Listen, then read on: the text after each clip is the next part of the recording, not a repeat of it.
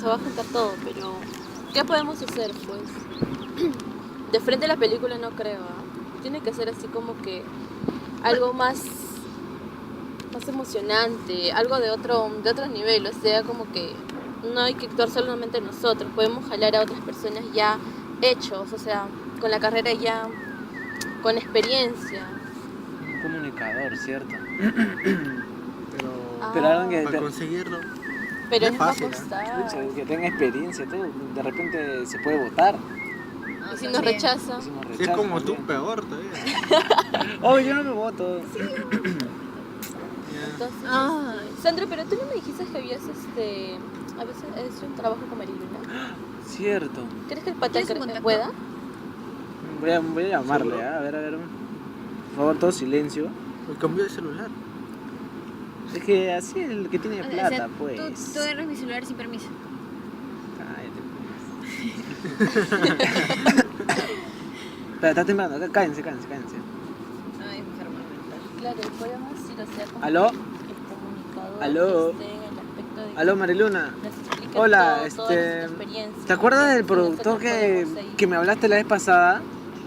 El que hicimos, ya, ¿te acuerdas del trabajo que hicimos? Ya, ese, ya. Me acuerdo de ti, pero- Ya, ¿tú crees que me puedes pasar su número o algo como contactarlo? Pucha, ya, en la noche, sí, pero me aseguras, porque es para nuestros T3, pues, por favor. Ya, bacán, ¿tú crees? Sí, ya, pero en la noche estamos conversando, ya. Ya, pero no me falles, ¿ah? Ya, te estoy diciendo. Ya. Gracias, chao. ¿Qué te dijo? ¿Tú crees que te pase? Sí, la vez Pero pasada- nos quedan 2 semanas como es que lo como para... entre comunicadores nos apoyamos. Sandro, escúchame, nos quedan 2 semanas, Bueno, o sea, ¿cómo tenemos creo que que la hacer apoyan, no? la... contactar al Entonces, comunicador ya para poder de ir a grabar y a lo último hacer la edición. Edición. Edición, Edición, mamita, bueno, ya, edición. ya, Eso no edición. se va a corregir. No, ¿ah? no es edición, es edición. Ya, edición, ok, edición. Ya. Es un. Ya. Pero hay que Es un irlo tema más planteando, de- pues. Es un tema más de. Ya. Bueno, chicos, ya pues. Ya les aviso en la noche ya, porque ni bien me pasa el contacto al toque yo. Bueno, Y si ¿Y si supongamos no? que no nos pase, o que ¿A quién no acudir? no, acceda. sí. Si Ya, no me pasa, si no nos pasa, es que- tendremos que hacer nuestro Tenemos propio que corto. crear. así, ya. Es que nosotros si también No hay- nos pasa, ya sé qué cosa decir. Es que la vez pasada nosotros hemos hecho un trabajo con el No mismo. vale ser con el figurete, mismo- por si Y acaso. plan B, si es que por A o B el tío no puede. Otro pues, creamos. comunicador. No, pues no necesariamente No. tiene que ser un comunicador. No es un solamente una periodista. opción Una de lo opción. mejor. Una- nada Claro, más. pues. Ay, hay ya pues sí queda, pues. Pero nos hay que- avisas para ir ya coordinando todo eso y aparte plantearlo de una vez y armar las escenas. Disculpe. Pero ni siquiera sabemos qué Pero- será. ¿no? Pero ya el punto sería hacer una entrevista y ya, y mientras lo vamos entrevistando, tratar de revivir esos momentos, o sea, vamos pasando Como su recuerdo. entrevista y su recuerdo, o sea, como una Burbujas de burbuja, pensamiento. burbuja de pensamiento, algo así. Ah, Evidentemente no lo vamos a hacer en todo el video porque si no se va a ver, nos va a tomar mucho tiempo, porque tampoco no estamos en un ciclo muy alto, Claro, pero tampoco puede en ser un como un ciclo. recuerdo, ¿no? Como volver a Así, su Es pasado. como que él está contando su historia y como que vamos Y la plasmando pregunta, cada- como nos cada- dejaron en un trabajo historia. anterior, ¿por qué estudió comunicación? Claro. ¿Puede ser o no puede ser? Acá, ¿no? Ya pues chicos, entonces ya en la... Nos confirmas, te dice si Ya. te acepta y te comunicas Ya. con esta persona. Ya por favor, ahora chicos, Todos disponibles. Ahora traten de hacer sus trabajos lo más antes posible para poder hacer esto. Nos quedan 2 semanas oficiales. ¡Guau! Nos quedan 2 semanas. Ay, lo haremos. No, los trabajos. Ya bueno, Digo, ya qué chicos, exagerado. entonces Ya. Sandra lo confirma.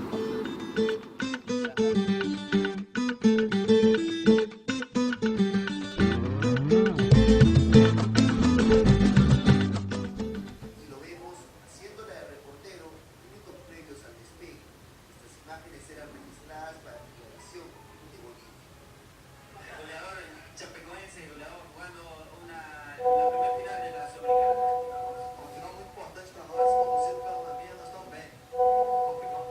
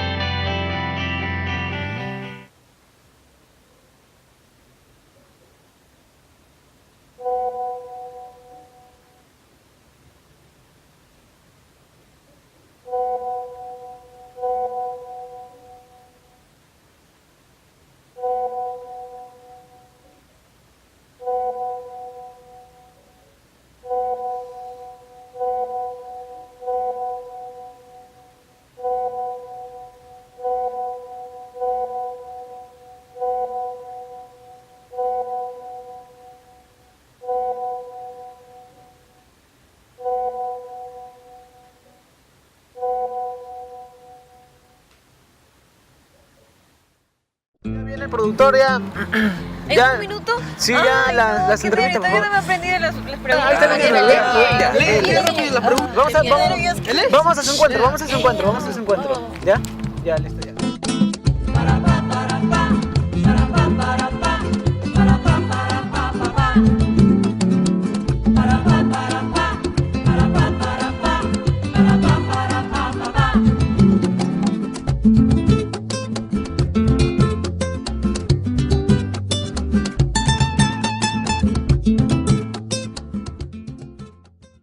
Bueno, en algunas ocasiones muchas de las personas hoy en día creen que los programas televisivos solamente buscan el rating y buscan el dinero sobre los proyectos o los espectáculos que se van fomentando día a día. En esta trayectoria, ¿por qué usted decidió estudiar la carrera de comunicaciones? Mira, a mí el periodismo me encantó. Desde que yo era jovencito en el colegio, me fascinaba el periodismo deportivo. Yo quería ser periodista deportivo porque en esa época íbamos a los mundiales, pues ahora ya no vamos a los mundiales hace muchos años. Y soñaba con un día ir a cubrir los mundiales, todo. Y fue esa afición al fútbol que me dio la chispita de averiguar qué era ser periodista, qué era ser comunicador social. Y después, cuando ingresé al mundo del periodismo, me fascinó. Desde el que entré el primer día a una redacción de prensa, solo sentir, en esa época usaban máquina de escribir, así que y entrar a una redacción de prensa era un laberinto, era un sonido así, todas las máquinas, los papeles, la cintilla, los gritos, la corredera, y los fotógrafos que salían corriendo para una emergencia. En esa época era la época del terrorismo, donde había muchos atentados todos los días.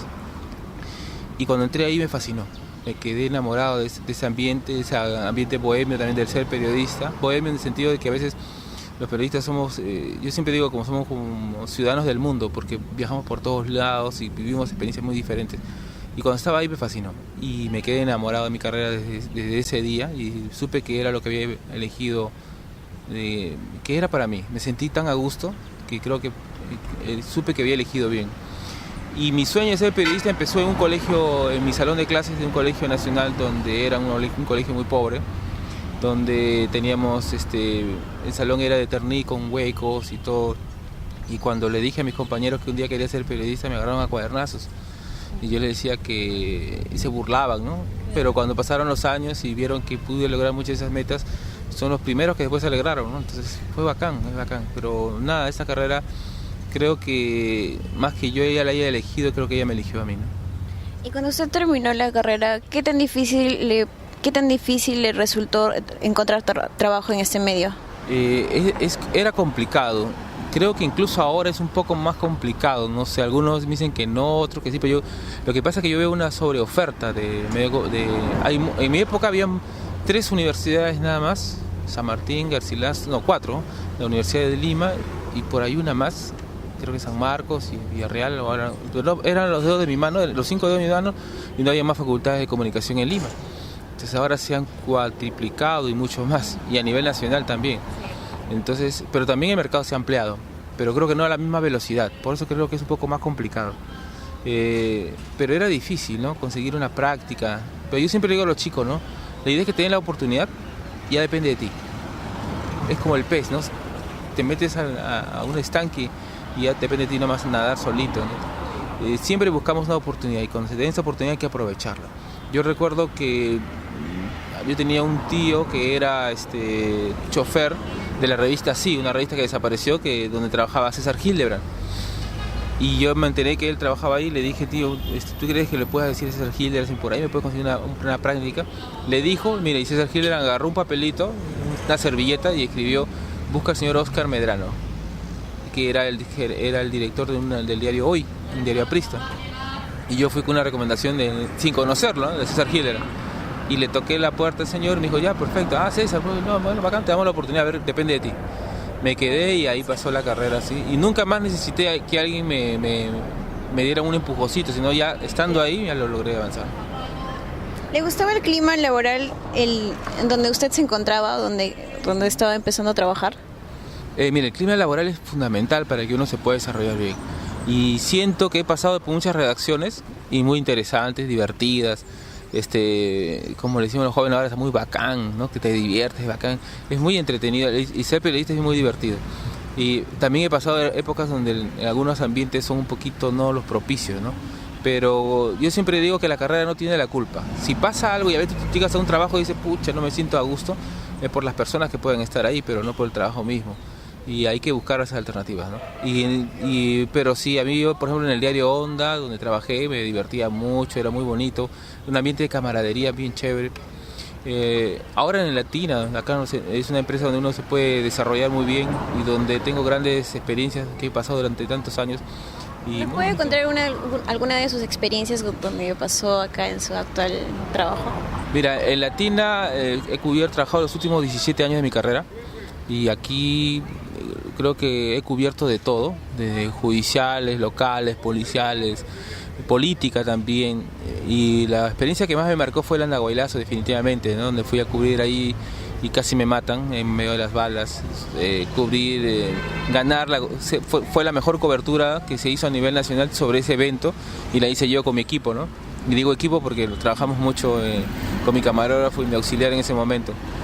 Estar en medio de las balas, el dormir casi en el suelo, en medio de la lluvia, el cubrir en las condiciones más difíciles, fue una de las experiencias más bonitas, aunque para uno parezca contradictorio, ¿no?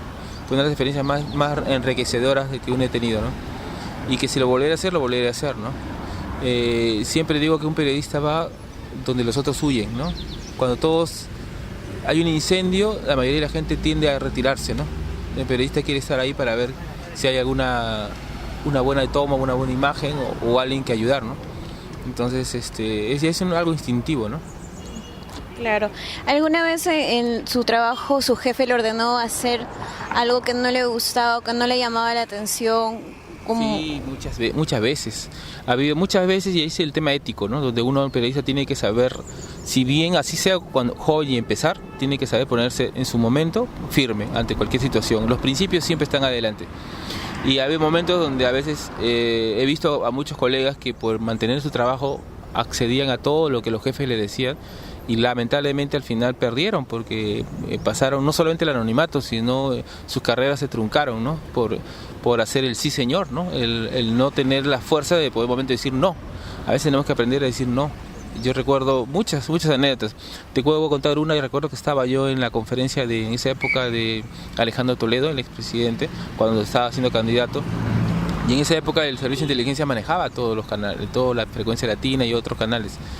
Y en esa época mi jefe me ordenó que le haga una pregunta, no solamente incisiva, sino hasta con adjetivos de delincuente a Alejandro Toledo. Me llamaron a mi auxiliar y a mi camarógrafo y me quisieron pasar el teléfono y le dije que no. Y después de un rato me insistieron y le dije, ya voy a hacer la pregunta, pero no le dije cómo. Cuando me tocó hacer la pregunta, todos voltearon, incluso Alejandro Toledo pensé que yo le iba a chancar, como se dice. Y no, le dije muy educadamente la pregunta, como se tenía que hacer. Y se sorprendió Alejandro Toledo. Al final me respondió, terminó la conferencia y mis jefes me esperaban acá con una guillotina, pues, querían matarme. Entonces me puse muy fuerte, peleé con mi jefe, le dije las cosas como tenía que hacer. Y desde ese día nunca más me volvieron a pedir que haga algo que yo no quisiera hacer, ¿no? Y eso es una vez, ¿no? Porque después muchas veces me ha pasado lo mismo con otros jefes y siempre había que poner momentos clave, ¿no? Las cosas fuertes. Otras de las anécdotas que le marcó con respecto a este ámbito.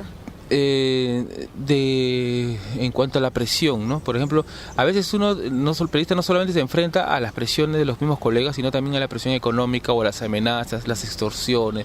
Muchas veces me han querido extorsionar, muchas veces me han amenazado también de muerte, he tenido que salir por las puertas falsas del canal cuando hacían las investigaciones, o cuando a veces había intereses económicos, ¿no? A veces yo recuerdo una vez que hice una información y me acuerdo que él era en la SUNAT, era un empresario con mucho dinero, y lo de la SUNAT me dijeron que no podía, que era difícil que alguien lo podía tocar a ese hombre. Entonces yo le dije, ¿pero por qué están las pruebas? Sí, que tenía la responsabilidad penal de un delito.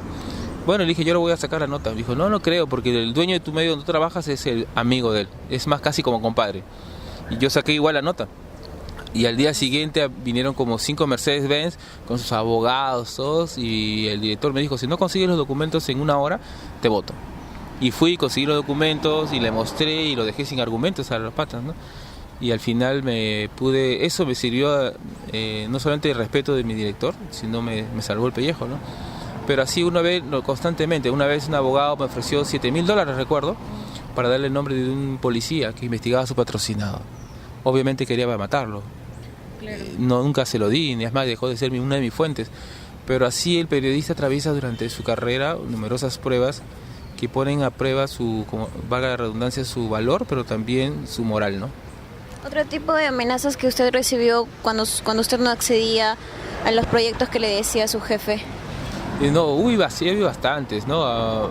Una vez también me acuerdo que ya en la época cuando entró Baruch Gipcher, una vez vino un director y a pesar de que ellos aducían pues que era en la época ya contra el montesinismo y que supuestamente la libertad y todo, un personaje me escribió un texto y dijo que yo lo leyera así tal cual él lo había escrito. Yo le digo, pero yo no he escrito ese texto. Y él quería que ese texto lo leyera y tenía una serie de adjetivos a una persona.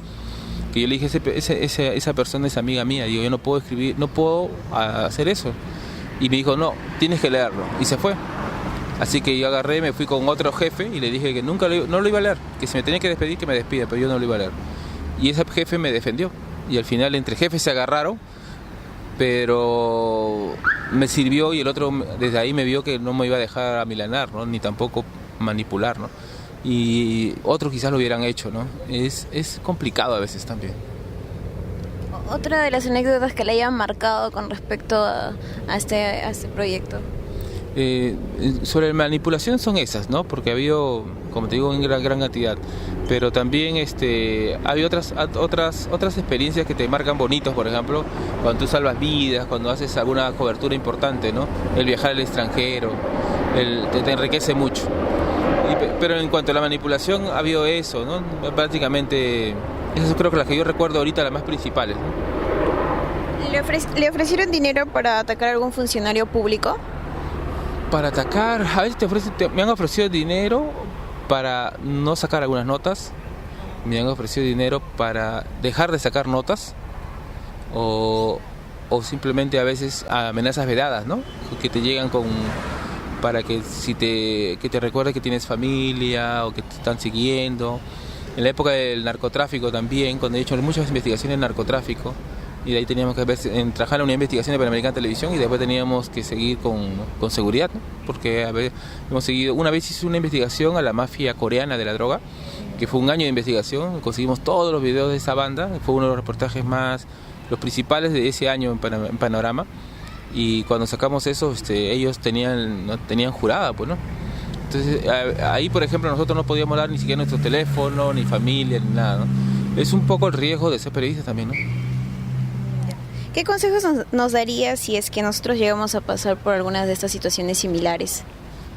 Más que nada mantenerse los principios, ¿no? Porque a veces eso también viene de casa. Y a veces es preferible perder un empleo con tal de no perder la dignidad o perder tus valores, ¿no?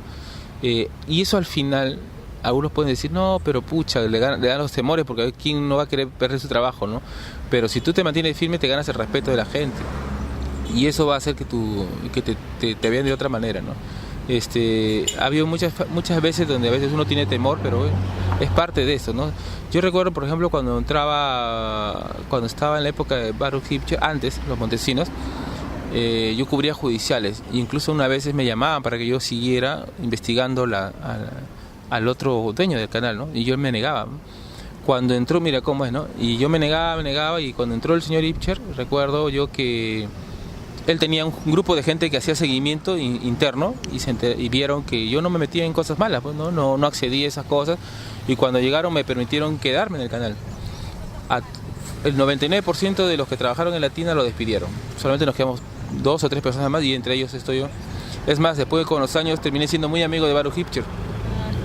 Y incluso a él se lo dediqué una parte de mis libros y es una persona a quien respeto y admiro mucho. Y te cuento, en esa época que manipulaban el gobierno, manipulaban todo, yo y un grupo de personas celebramos que habían ganado cuando le dieron las acciones y le devolvieron su canal, a pesar de que sabíamos que nos iban a despedir a todos, ¿no?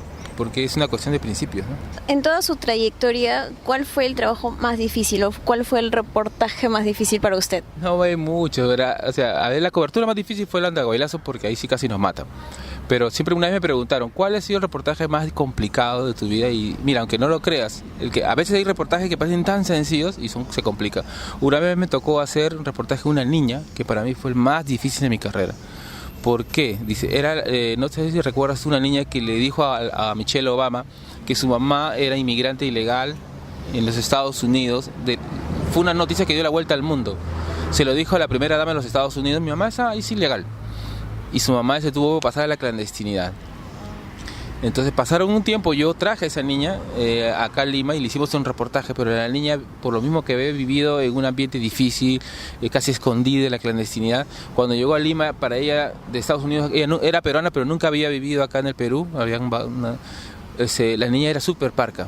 Entonces yo le decía, por decirte, hola, ¿cómo está? ¿Qué tal te gusta Perú? ¿Te gusta la comida? Sí.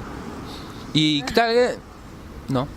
Dice, solamente decía 2, entonces para armar un reportaje de 15 o 20 minutos es bien complicado. Y sufría, tenía que engreír, le hacía masaje, todo lo que sea. Y al final me convertí en pata con ella. Y terminamos haciendo el reportaje, pero sí me costó 2 días solamente para poder entrar, porque ella había puesto como una coraza, ¿no? No quiero que nadie entre a mi mundo. Entonces al final tuve que romper eso, hacerme muy amiga de ella, ir a desayunar con ella. Cuando ya hubo empatía y pude entrar a su mundo y me permitió entrar a su mundo, ahí recién pudimos hacer el reportaje. A veces parece mentira que las cosas, algo pequeño es más complicado y más complejo para poder ejecutar un trabajo. Pero el reportaje que siempre le tengo cariño fue uno que le hice en Cajamarca, donde rescatamos la vida de una chica que estaba desangrándose en la carretera y que al final lamentablemente perdió su bebé. Y la llevamos durante 3 horas en medio de la carretera con los sueros, todo. Pero valió la pena porque fue bonito cuando después me reencontré con ella y ella quiere incluso que sea padrino de su hijito, ¿no? Y esas cosas son lo valioso de la carrera, ¿no? Que te dejan el lado positivo, ¿no? El salvar vidas también es parte de eso, ¿no? Es parte del trabajo y es parte del proyecto. Sí, o sea, y esa es la parte satisfactoria, porque a veces, como yo le decía a los chicos, a veces no todo se hace por dinero. Hay cosas que valen más que el dinero. Claro que la parte económica es muy importante, pero no lo es todo. Hay gente me ha pasado gente también que a veces he conocido que tienen grandes cargos, pero están vacías, o que a veces siente que su vida es solamente el trabajo, ¿no? Pero no es eso, compartes con muchas cosas positivas con la gente, a veces vives cosas alucinantes, ¿no? Yo recuerdo una vez una niña que sí les comenté, una niña que fui a un pueblo en Pucallpa y me pidió, yo le entrevisté, le digo, ¿qué te gustaría que te regalen qué te gustaría estudiar? ¿Qué carrera te gusta a ti en medio de la selva, no? Y la chiquita me dijo, me gustaría ser enfermera. Y yo dije, ¿por qué? Le digo, ¿no? Y la chica me dijo, porque en mi pueblo yo he visto morir a mis tías, a mi madre, que no hay hospitales. Entonces yo le digo, ¿y qué te gustaría que te den de regalo por Navidad? Te traigo lo que tú quieras, me dijo. ¿Sabes lo que me pidió? Un cuaderno. Entonces, y al final fui con mi hija, le conseguí el cuaderno. Y esas cosas te enseñan a valorar las cosas que a veces uno tiene, ¿no? Uno se queja, ay, no tengo esto y esto. Y al final, mira, esa niña que simplemente su sueño era un simple cuaderno. Y a veces tenemos papás que nos pagan la universidad, tenemos todas las comodidades. Siempre hay gente que está un poco peor, ¿no? Que está tiene más cosas, pero eso, hay que saber valorar las cosas, ¿no? Y cuando aprendemos que en la vida no solamente a través de un libro, sino a través de lo que encontremos en la vida, empiezas a aprender, te vas a hacer, ahí vas a hacer con mucha sabiduría, ¿no? La cosa es aprender en la vida las cosas que te suceden, buenas y malas, pues, ¿no? Porque a veces también te pasan cosas malas y eso aprendes. Uno aprendiendo de las experiencias. Claro, sí, ¿no? Por ejemplo, yo he pasado épocas difíciles de periodismo, donde a veces no teníamos ni qué comer, porque nos pagaban muy poco, a veces caía una empresa, estaba por quebrar. Una vez llegué a un periódico, imagínate, a mi trabajo y cerró. Ya no había nada. Y mi esposa tenía 8 meses de embarazo. Y estaba por nacer. Y ahí tienes que solucionar las cosas, ¿no? Empecé a buscar otro trabajo, al toque conseguí, y pucha ya, pero... Y así me ha pasado infinidad de veces, ¿no? O sea, a veces, y he visto gente que se ha cobrado revanchas, ¿no? A veces, acá en el canal había una chica, no sé si debes conocerla, una periodista, Maribel Toledo Campo, que ahora tiene una empresa, trabajó en programas dominicales, ¿no? Y una vez la sacaron de acá, del canal, y estaba muy jovencita y se puso a llorar como niña. Le digo, qué tranquila, va a haber un momento. Pasaron los años y le fue mejor, ¿no? O sea, tuvo gran empresa y todo, y a veces la vida te pone pruebas, ¿no? Y es eso, superarlos y ir avanzando, ¿no? ¿Y qué consejos le daría usted a los jóvenes de hoy en día que recién están empezando con esta carrera? A ver, no, primero que la vivan con pasión, ¿no? Que primero que elijan, definan bien si es lo que les gusta. Y lo que les guste, que lo hagan con fuerza, con pasión, con fe. Que metan mucha creatividad también en hacer innovación. A veces, aparte de eso, sudarla mucho, ¿no? Y amar, cuando tú metes mucha pasión a esto, es bonito, porque al final sientes que tiene un resultado, ¿no? Y creo que aparte de ser estrategia de vida, es una búsqueda de la felicidad. Cuando tú consigues un éxito profesional y también tratar un equilibrio familiar, te sientes bien, es algo bonito, y eso lo ves con los tiempos, ¿no? Porque todo no es fácil, ¿no? Todo tiene un proceso, un costo, pero al final siempre es positivo, ¿no? Me ha pasado que chicos que a veces dicen, no hay consigo chamba, ¿no? Y a veces, si no se presenta la oportunidad, tú tienes que crear tus posibilidades, ¿no? Una vez había una chica que me fue a entrevistar de un canal web, y yo le digo, mira, nunca había escuchado, y ella misma se había creado su canal web. Entonces, buscar las alternativas, ¿no? Y estudiar mucho, leer mucho, pero también creerse su propio potencial. Como yo le decía en mis charlas a veces, no se preocupe por lo que no puedan hacer, sino por descubrir cuál es su potencial más fuerte. Hay chicos que redactan muy bien. Ahorita, por ejemplo, me han traído 2 practicantes, y hay una practicante que yo ya la veo al toque, que va a ser una potencial editora. Entonces, está de más pedirle a ella que sea una gran reportera, que ponga a locutar, no, que se dedique a hacer bien lo que le gusta, ¿no? Y a ella le encanta. O sea, que por ese lado bacán. Entonces, cada uno tiene que descubrir lo que a ellos les gusta, para que de ahí convierta eso en su propia empresa, ¿no? En algo fuerte, y ahí pueda vender eso, ¿no? Cuando ya descubre eso, solito empiezan las cosas a surgir. Poco a poco fluyendo todo. Sí, y no desanimarse, ¿no? Porque hay muchos también, si yo me despido desanimado, todo lo que me ha pasado, las veces que me he quedado sin trabajo, las veces que casi me han matado, tantas cosas, y uno a veces se desanima, ¿no? Pero pucha, tiene que ver el lado positivo, ¿no? Y eso, ¿no? No desanimarse, porque si la perseverancia tiene sus frutos. Bien, señora Amanda, creo que esto sería todo por el día de hoy con esta entrevista. Me gustó la compañía de usted y por esta grata experiencia y este consejo que nos ha dado a todos. Muchísimas gracias por todo. Así que si no hay alguna pregunta adicional, por si acaso, ya estamos.